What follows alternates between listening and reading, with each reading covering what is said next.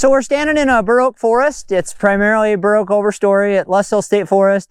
This is also part of our fuels treatment, something that we've been doing a lot of. My job as a forester is to walk through and assess these stands and to try and determine what we can do to grow healthier trees. We want to improve the health and vigor of these bur oaks, primarily so they'll produce more acorns.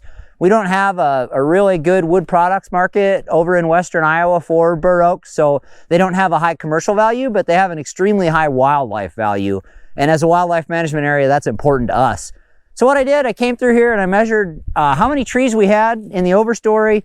I used a basal area gauge. Basal area, you can look it up. It's going to be probably easier if you have somebody else explain it, but it's the amount of square feet of wood on a per acre basis that are growing at 4.5 feet off the ground. So there's scientific tables that show us where those optimum levels are.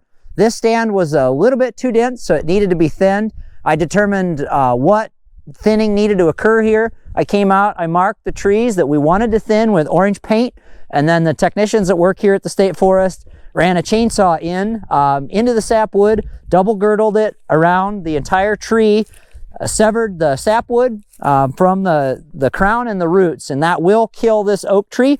And why this oak tree had to die was so that the oaks that are in the overstory above it have more room to grow branches out. So because this one died, everything else around it will actually be healthier over the next 10 years. So this tree right here that we thinned, it's got essentially no commercial value. That's the reason why we didn't harvest it. For a normal landowner that burns firewood, this tree is perfect. It's a 14-inch diameter bur oak tree. It's probably got a half a pickup load of firewood in it. A bur oak, if you season it for 2 years, is among the best firewood you can get. One of the concerns that we have when we drop these trees on the ground, so this one, when we burn the bur oak forest, and we'll get to that in the next little segment, this is fuel, and so that log can actually burn, and when that log burns, it has the opportunity to do damage to the trees that we want to save next to it. So one of the benefits of double girdling is this oak can stay standing for 10 to 15 years, and they come down slowly. They build that fuel accumulation on the forest floor very slowly over time, as opposed to just dropping all these. That's a question we get all the time. Why don't you just fell them all and put them all on the ground? Well, our fuel load would just be extreme. And then if we burn these and these oaks were available, the weather conditions were right, we would have enough heat, enough BTUs created by that fuel on the ground to actually probably kill every tree in this stand. We moved upslope a little bit. Most of our understories, our bur oak forest understories in the Les Hills, contain a significant amount of hackberry and ironwood. These are shade tolerant species. If you'll pan up and look, they're growing in the shade of the oaks. These are essentially our next forest, and part of our management goals at Les Hills State Forest are to perpetuate oaks. We want to grow baby oak.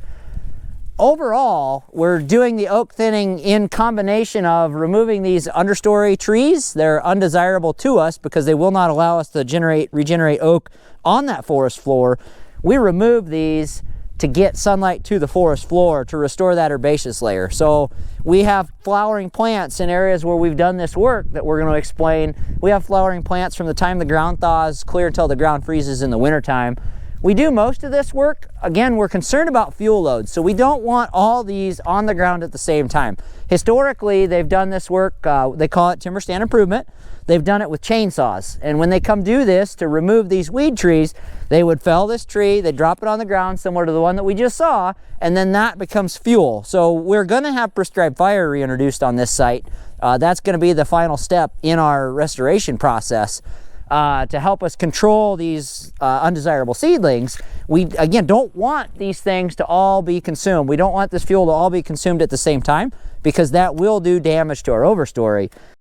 So now we've switched to actual bur oak forest again in a different spot. We're going to talk a little bit about constructing fire breaks. Constructing fire breaks in a forest is significantly different than in a prairie. We've got a lot less fuel loading on the ground. The fires aren't going to have the same flame lengths. So we can get by with a narrower fire break in the forest as a general rule. Some of the concerns that we have, all of our fuel here, if we do burn in the forest, is available. All the leaf litter that's on the ground. We've got a lot of things that can catch on fire on the ground. We typically clear these off. Our standard MO is to find an area that's easy to burn from. So right here, we're standing on a hiking trail. We'll use a leaf blower. We use the backpack models because they blow a lot more air, so we can move a lot more leaf material, a lot more fuel faster with these backpack models. They're more comfortable. They're relatively fuel efficient. Most importantly, they just have a lot of power. We will blow this line. We like 6 to 7 feet wide. This we can get a gator on.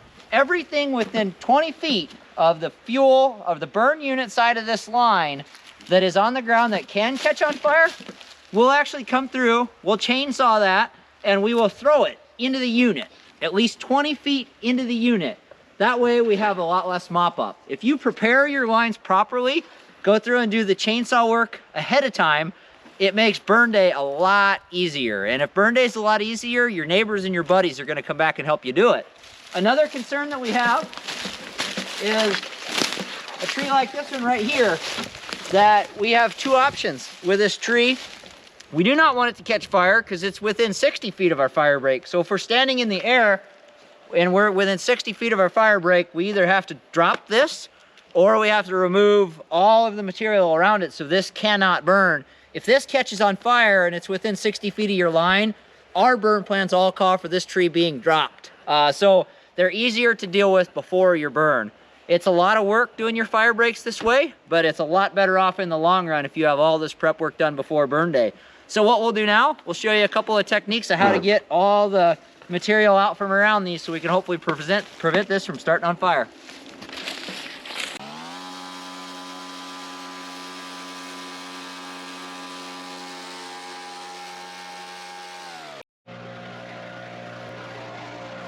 So Jeff did an excellent job there using the leaf blower to get all the fine debris away from the tree, but that's still what we'd call dirty line. And so I'm going to come in here with a rake, or you can do that with your hands, and get all this fine material away from it, including the bark, if you can get that off. This is all going to catch on fire.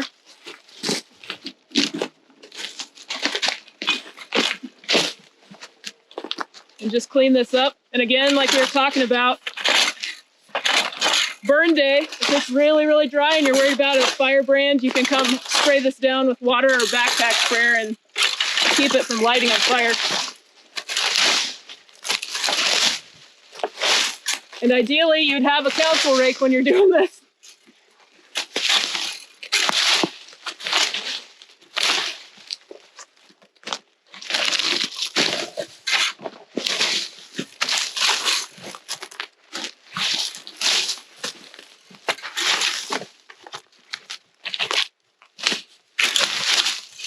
A lot of this stuff in here is actually not soil, it's duff, which will carry fire. You might think it's your fire's out, and then on a day where it's really dry, it'll creep in this material right here, and it can start this tree back on fire again. Which, if it's next to your line, that's a problem.